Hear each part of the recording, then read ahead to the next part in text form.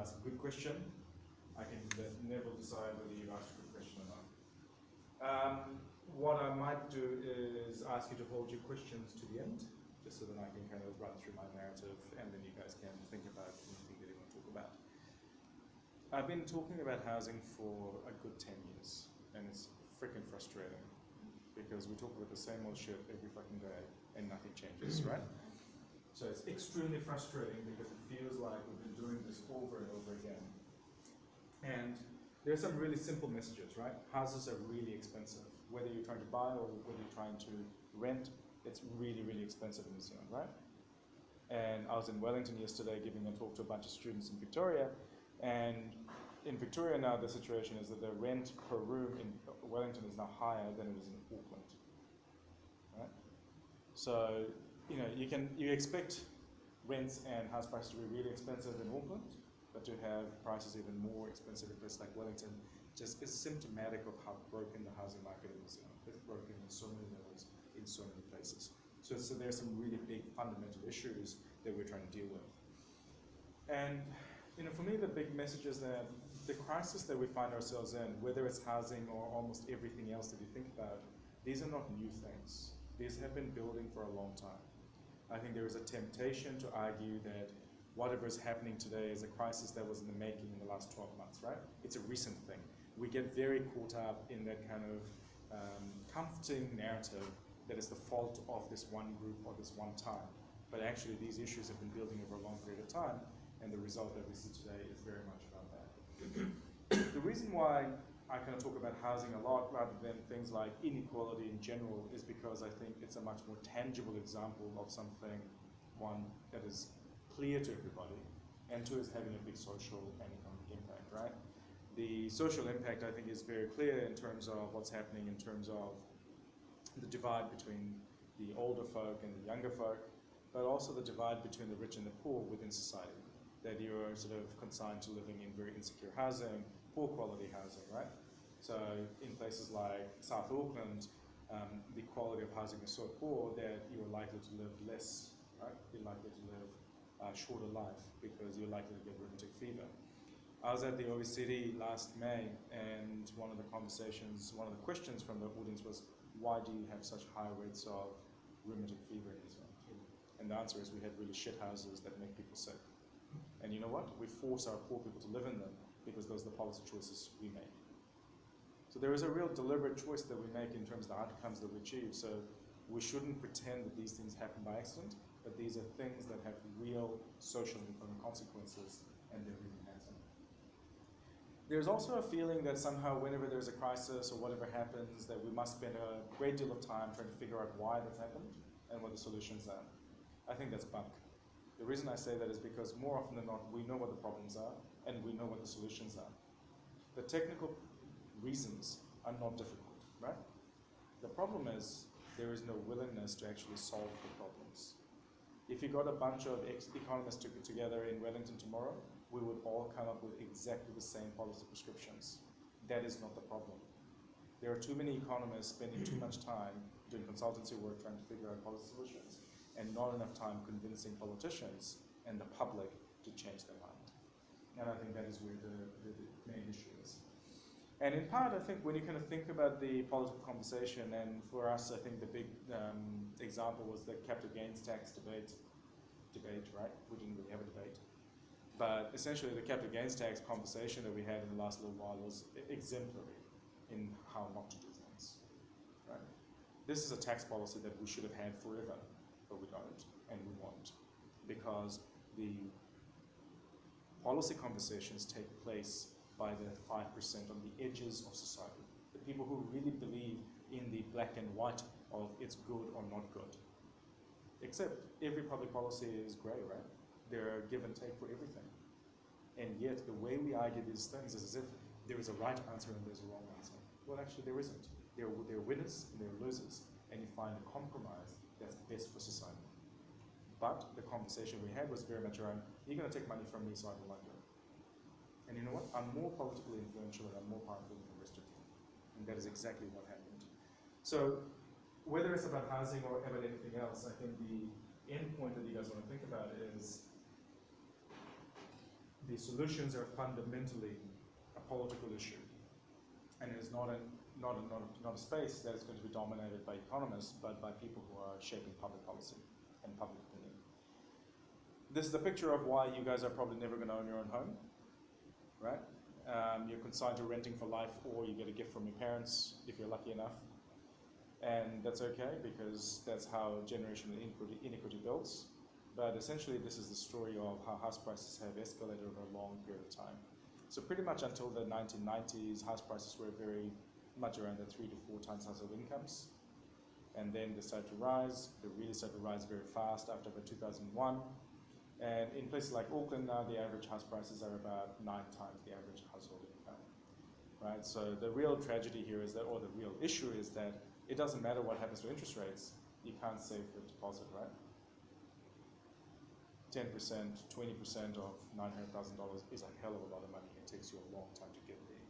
And that's really what we're seeing in terms of people can't afford to buy homes because they can't save the deposit, and when they get the deposit, they are slaves to the mortgages for the rest of their lives. And this has significant consequences in terms of lots of different things, but in particular around the quality of life. So, for example, I've got a friend who's got $1 million mortgage, right? Literally, he's got a mortgage that's $1 million. It's going to take him all his working life to pay it off. And you go, what is the cost of having expensive housing? Well, the cost is we spend so much of our economic resource in trying to put a roof over our head that we have less left over for everything else, right? So in places like Auckland, the average household income in Auckland is the highest across all of New Zealand, right? This is what you'd expect. This is the commercial capital of New Zealand. Where would you expect to see the highest incomes? Auckland, of course.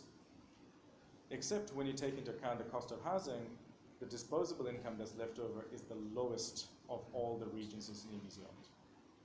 So essentially, there is such a penalty to live in Auckland that you have to have a compelling reason to want to live here. And there are lots of compelling reasons, right? The depth of the labor market here, the career opportunities that you get in Auckland are unparalleled in New Zealand, right? But the thing is, it's so bloody expensive, you may as well live in Sydney. It's just as expensive as it is here.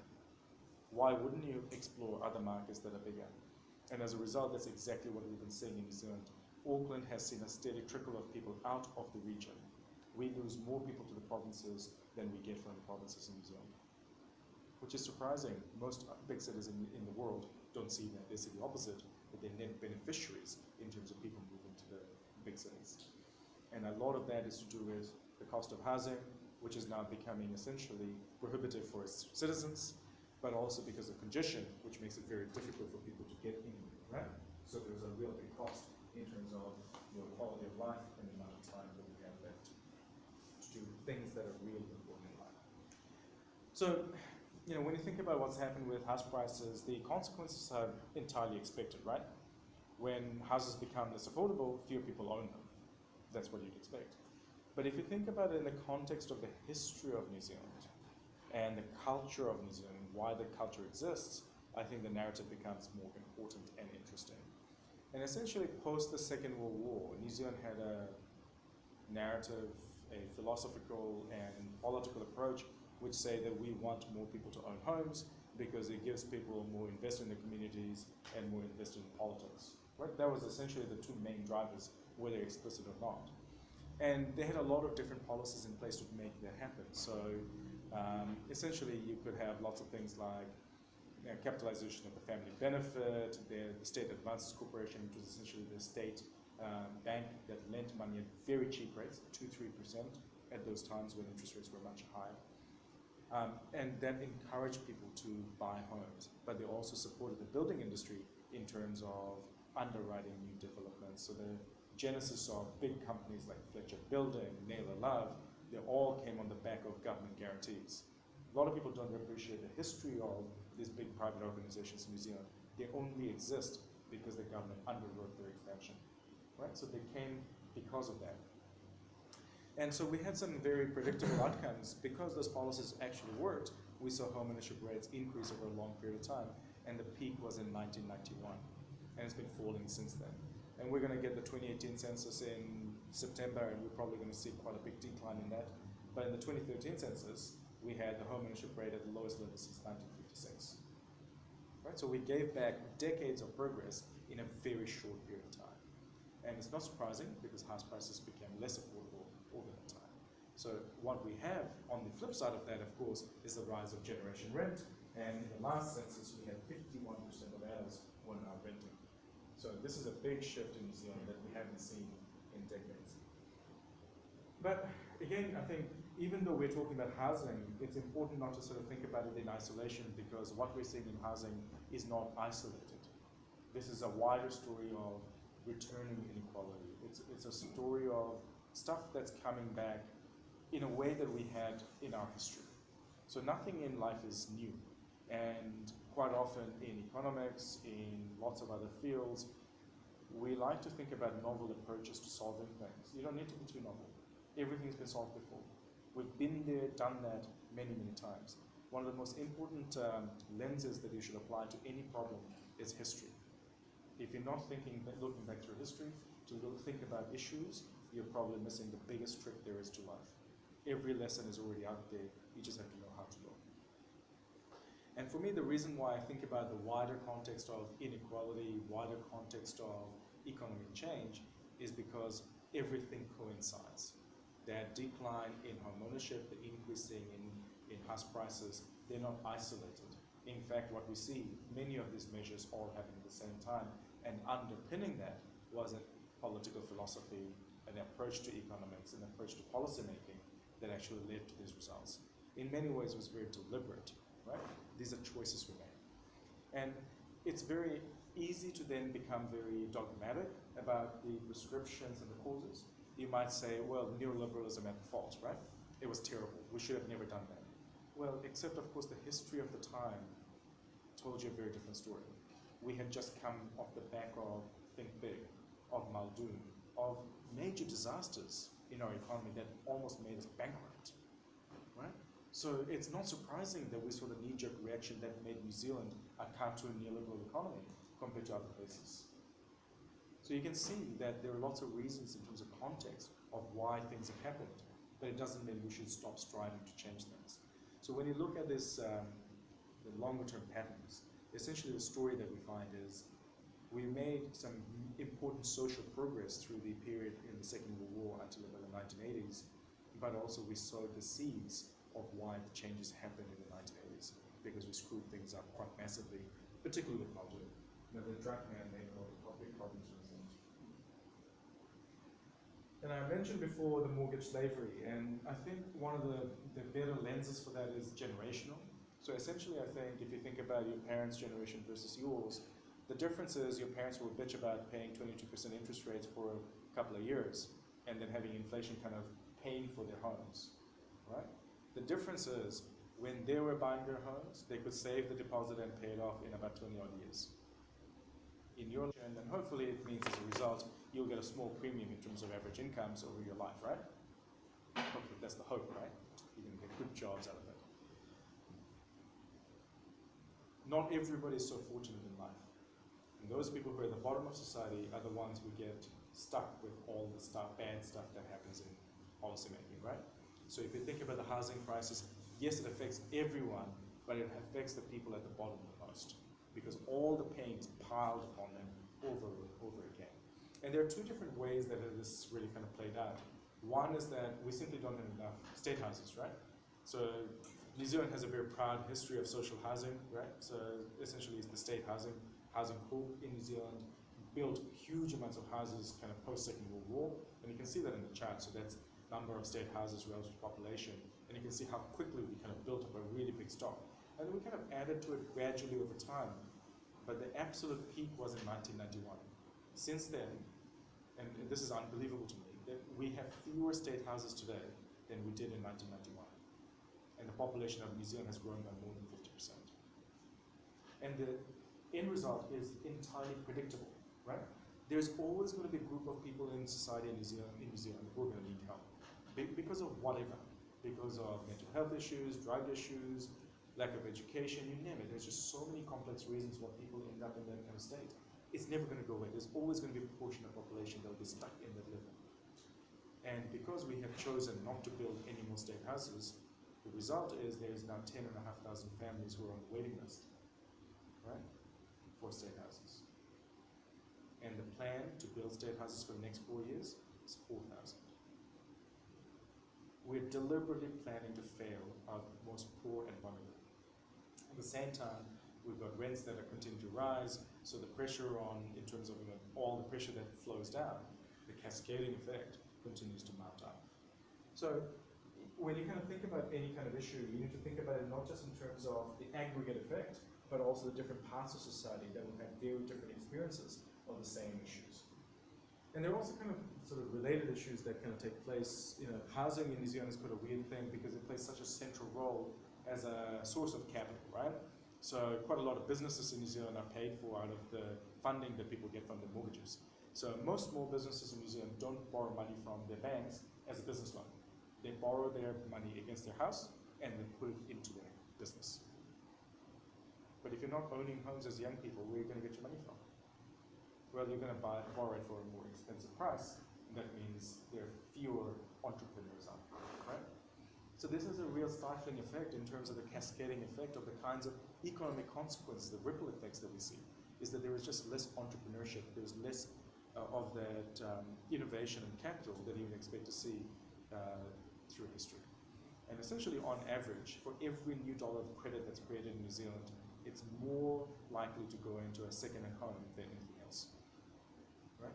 More than 50% of every dollar of new credit is used to buy an existing house, rather than starting a business, supporting a business, or building a home.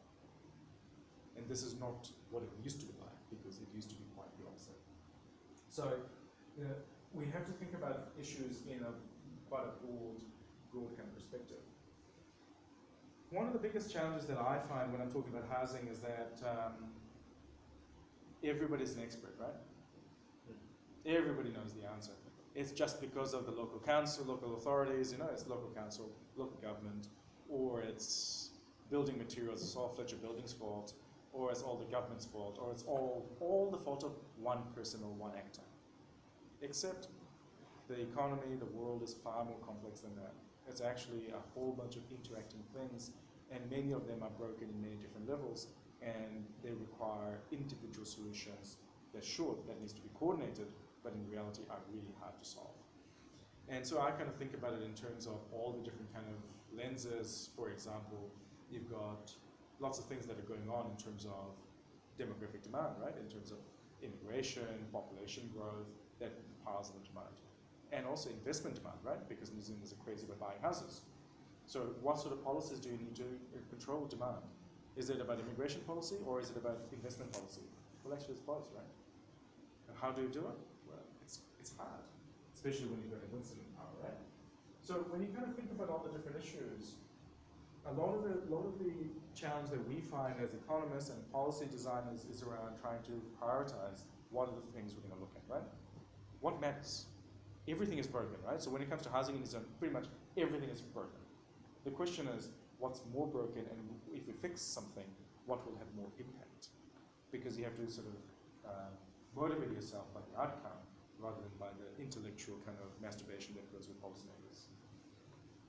And if you look at what the components of house prices that have gone up over a long period of time, essentially at the top level is land prices. That's where the biggest problem is, right? So land prices have increased more than anything else. And that's because land is the biggest constraint in the housing market. And there are lots of complexities that go underneath that, in terms of the infrastructure that goes with it, in terms of the pipes for the water and the sewage and the power lines, but also the transport and all these things that go with it. Sure, but at least we now have a story in terms of what's the most important thing. And then you look at the other bits like rents, you look at things like construction costs. Yes, they're important, but they're not as important. So if you had to spend your political capital on something to fix, what would you spend it on? Well, the answer is obvious, right? It would be to fix the land market to make sure that you have sections that are ready to build with infrastructure, with things like transport and all those other bits and pieces. This government, for example, has taken a really big focus on investors and foreign investors, for example, and that's fine because we know that a lot of the demand for housing comes not just for places for people to live in homes, but because people just want to buy and sell houses, right? So a lot of the transaction that happens in the housing market is actually for investment purposes. And the way that I think about it is essentially, if you're buying a house in Auckland, even for investment property, you're not actually doing it for the investment property itself. You're just hoping that house prices are going to go up a hell of a lot. Because the gross rental yield, so in terms of how much rent you get out of your homes in Auckland, is pathetic. Right? It doesn't even pay for the rates and insurance, let alone the mortgage and the maintenance and all those other things. And people have been compensated for that because the market's been so hot, because house prices have been increasing so much. It didn't matter if your house was empty. Because your house prices went up so much, you were compensated for it. So yes, investors play a role, and there are different motivations for why that happens. But we also know that when the tide turns, it can turn very quickly. So in places like Sydney, for example, house prices have been falling for the last 6 to 9 months, and that's going to have a big impact on the investor market, right? So you're not going to see that kind of transaction, but it also means you're not going to see new capital that's being deployed to build new houses, which is where the big challenge lies. And a lot of the conversations I have, particularly with people like Winston Peters, God bless his wretched soul, can't stand the man.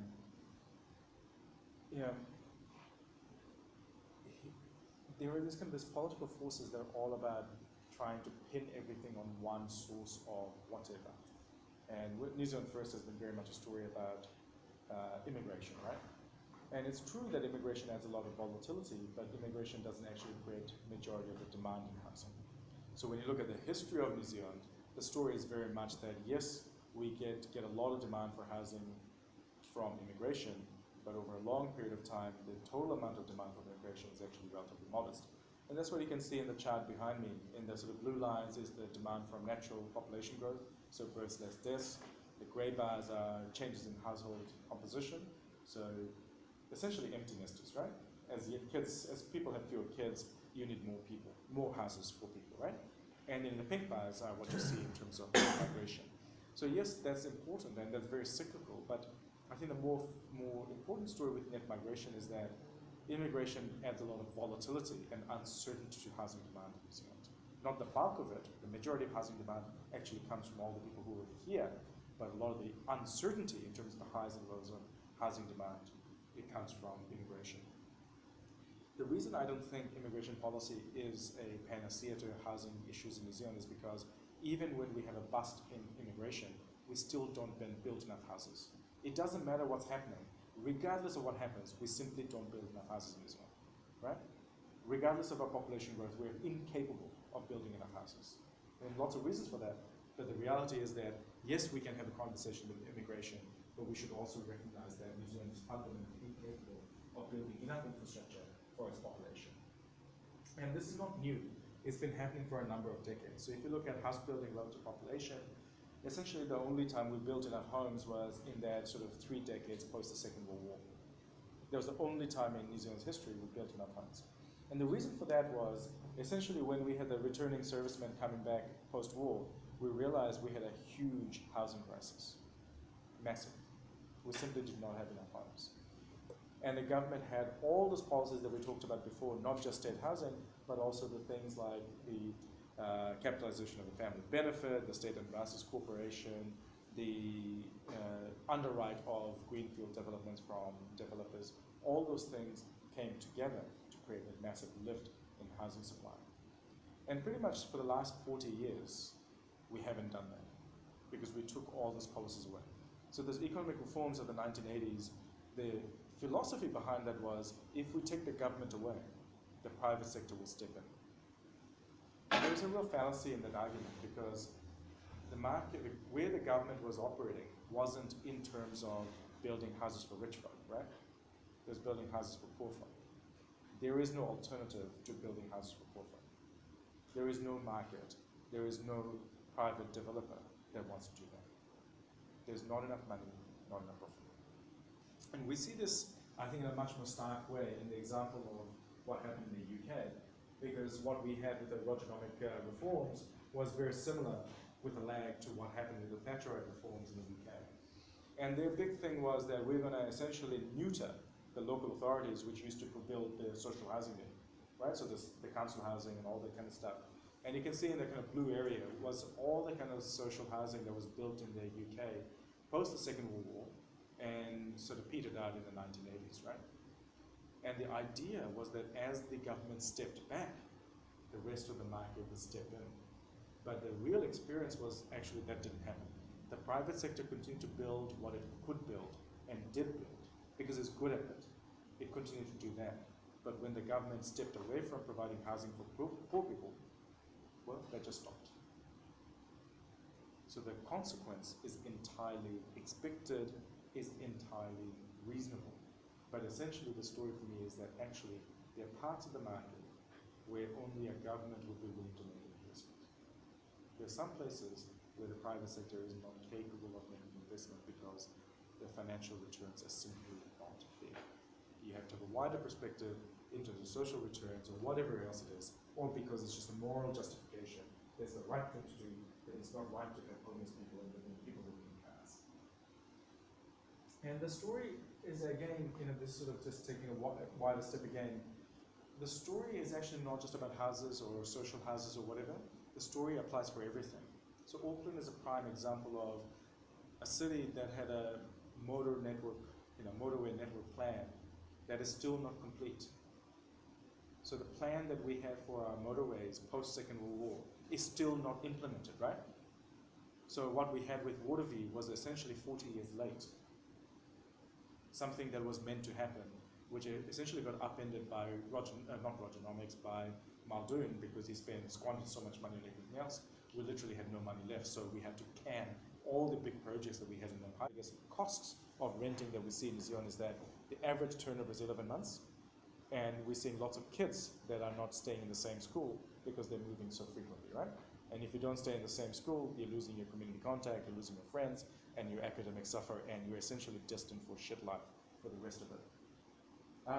Build to rent is a big issue because the idea that New Zealand is a really strange place. We're one of the few places that really believe in the neoliberal kind of ideology, right? We really believe that competition is good, and if we just grow, everything will be fine. No other place believes this. Like, no other country has rules and regulations that are quite as neoliberal as New Zealand. And the thing that sort of is unusual in that, so even for a Labour government, their view is that with Kiwi Build, which is build 100,000 houses over 10 years for people to own, that will somehow create enough capacity because you're building these houses over here, all the people who moved out of it will create enough rental homes to solve the problem in the rental market. But it doesn't solve the fact that those rental houses are crap, right? That they're grotty and they're moldy and they're making people sick. That doesn't solve those problems. If you sort of took a step back and said, well, currently the biggest problem is there are people who are really suffering, and these people are in housing stress, and they're currently renting, and they're living in terrible homes, you'd say, well, actually, we should build better rental homes, right?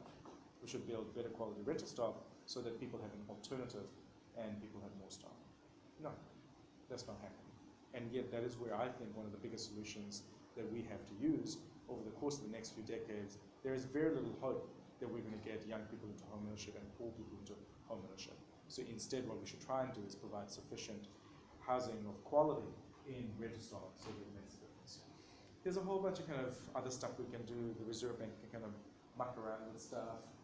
We can do stuff for an immigration policy. Immigration is a real kind of bugbear for me. And the reason for that is, literally, we have no stated reason for why we have immigration in New Zealand. Did you know? We don't know why we have immigration in New Zealand. We do, right? We have people who come in, but we don't know why we have people coming in. Literally, there is no reason for having immigration in New Zealand. It's weird. You could have a moral reason, you could have an economic reason, you could have a demographic reason, whatever. But we literally have no reason for immigration. So we can't even assess whether the policy is working because we don't know why it's there.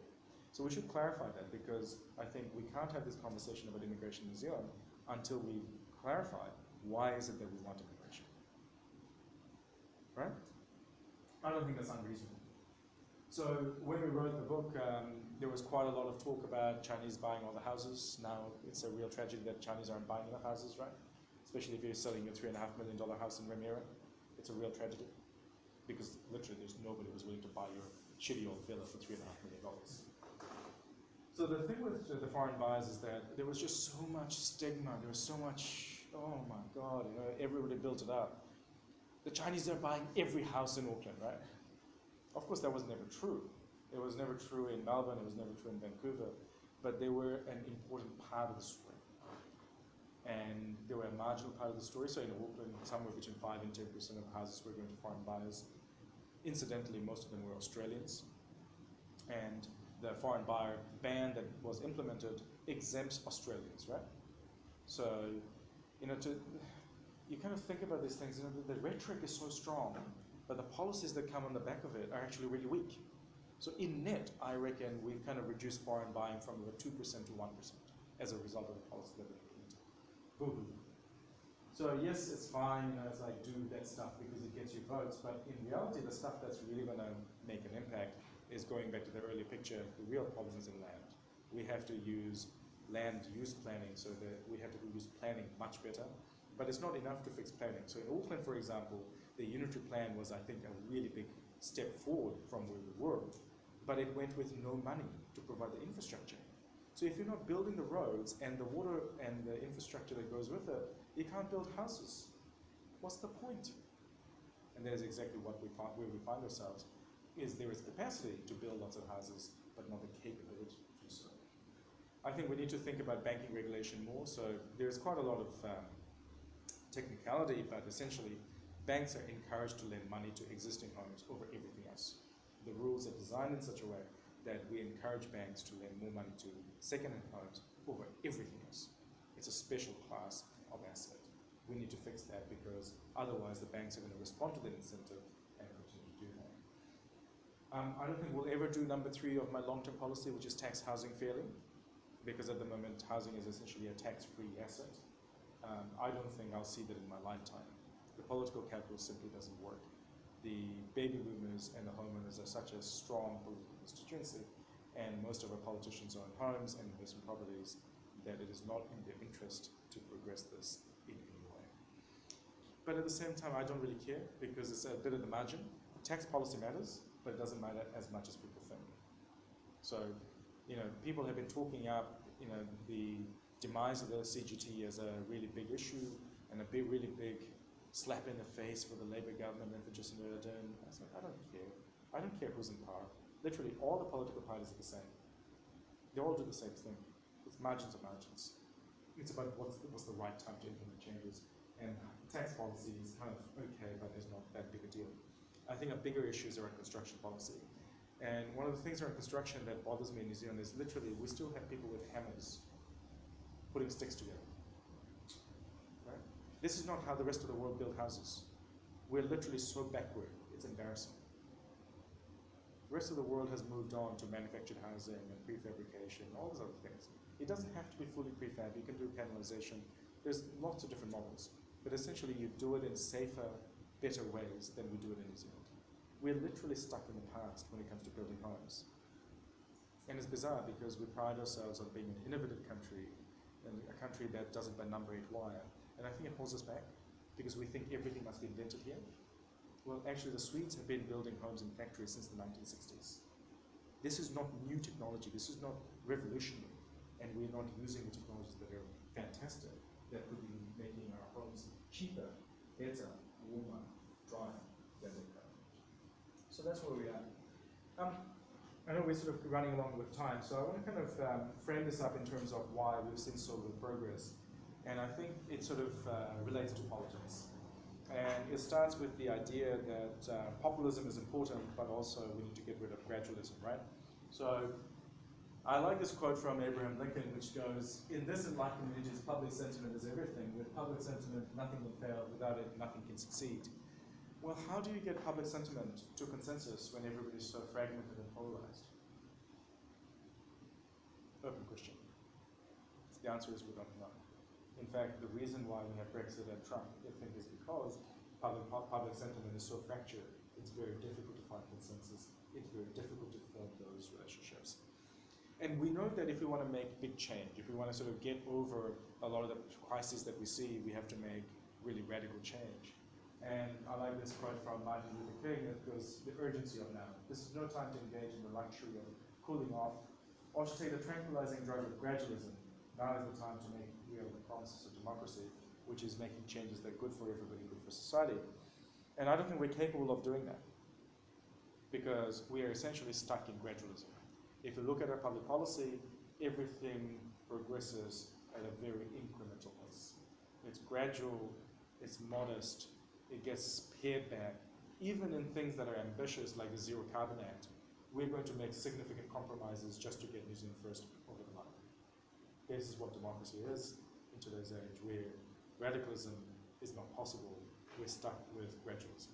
And I find that extremely frustrating because the problems that we face today are not going to be solved with the solutions that we've been trying for the last 40 years, because that's how we got there. Did any of you expect Brexit to happen? No? Did you expect Trump to win? Yeah? A couple of you.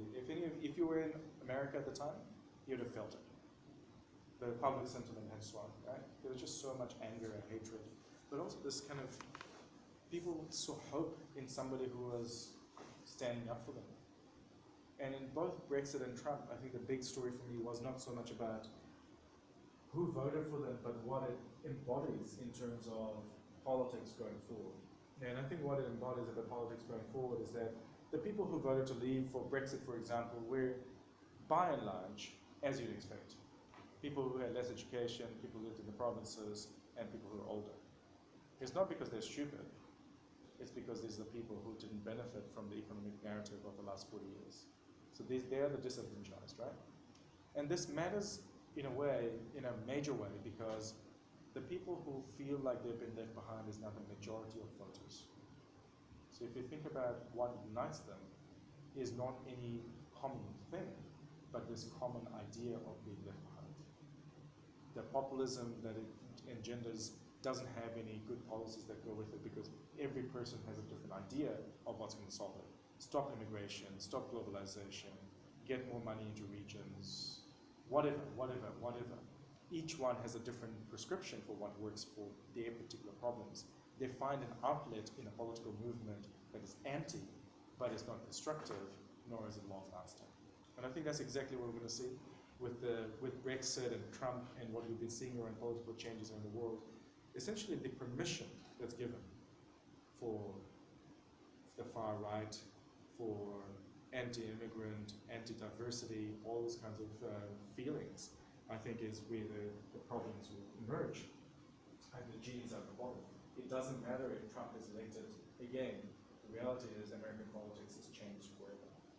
And I think for New Zealand, when I think about what it means, is that we need to think about our society as similarly fractured across many different lines, whether it's between the rich and the poor, the well-educated and the less well-educated, or generationally. One of the things that shocks people, and most people don't realize this, is that every generation that was born after the 1980s is likely to be worse off in terms of lifetime incomes than their parents. You are likely to earn less than your parents in your lifetime. Which is extraordinary, right? If you think about what most people want for their kids, they want to hand over a society, a world that is better than they inherited themselves. And yet, that is not going to be true for the generation. So I think we're going to see these sources of angst across these many different divisions. We're also going to see the kind of tensions that's going to build up between the rural and the urban areas. You know, when I've been going to places like Invercargill for decades, right? And you know, a decade ago when I went to Invercargill, people would joke about me being a Jaffa. It's not a joke anymore, right? People really, really despise the fact that Auckland is growing and they feel like Auckland's sucking up the resources from the rest of New Zealand. It's not true, but doesn't matter, right? Brexit wasn't about facts. It was about perceptions, and this really matters. And the same thing with between renters and owners. You know, there's these divergences that are opening up. We're creating these gaps in society. Whether they will turn into anything political or not, I don't know. But certainly what we see is that we're creating the environment for those divisions to take place because society is increasingly fractured across different places. And one of the things that we did post the 1980s is that we took a lot of control away from governments because politicians are really bad at managing the economy, and we gave it to organizations like the Reserve Bank, right? You manage the economy, we're going to stay out of it. Except, of course, the Reserve Bank is no longer powerful. And my personal view is that Reserve Bank is now irrelevant. They no longer matter. They can move interest rates as much as they like. It's not going to matter one little bit. So the Reserve Bank for the last 10 years has been trying to create inflation and create economic growth, and they have failed. That's their one job, right? And one of the big challenges for humanity is that progress that material progress that we have experienced has come at significant natural cost, but also in the last 40 years at significant social cost. Right? So yes, you have the best possible phone, but you're never going to live in your own home. Right? You're probably going to live less, and you're probably going to earn less. So it's kind of like, how do you draw the distinction between this material living standard of having better doctors, better medicines, better phones, and better TVs, versus living longer and living in your own home and having security and some of these other intangible things that are actually really important? It's difficult. And quite often that's the conversation I have with boomers, right? They tell me, well, you're wrong. Our young people are better off today because they have a phone that can do more than my computer could do when I first started working. Well, boo-hoo. You know, I don't care. There are a lot of myths and consequences, right? And myths, some of the myths are, you know, it's quite weird because nobody in academia, nobody in proper thinking world believes this stuff, that growth in and of itself is a good thing, right? The rising tide lifts all. It's a myth that nobody believes. More often than not, when there's a public policy issue, we go, government should solve it, right? But on the other hand, we go, but we want government to be quite small, and we don't want to pay any more taxes. You can't square those things. We talk about the big issues, we can't crack them. We talk about policymakers that are less powerful.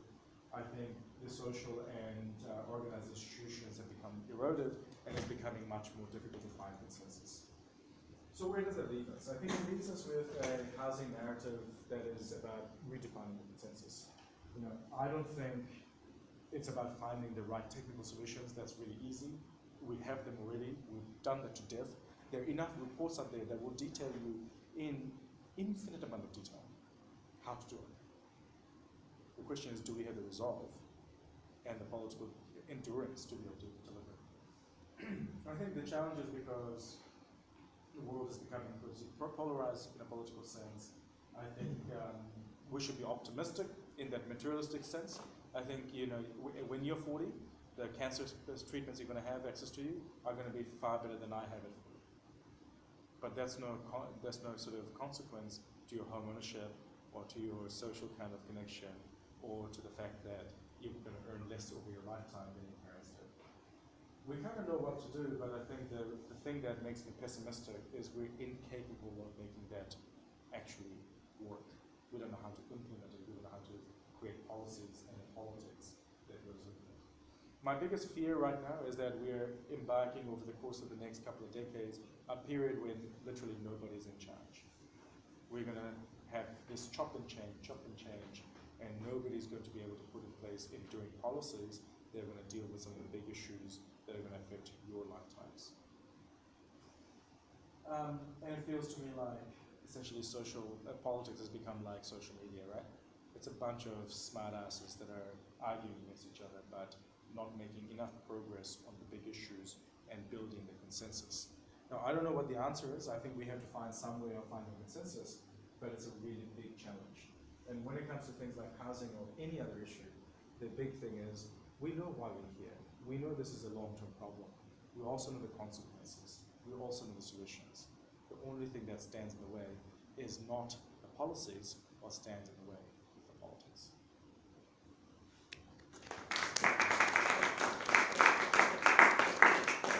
How are you doing for time? Should we do a couple of questions? I think we're pretty good. Yeah.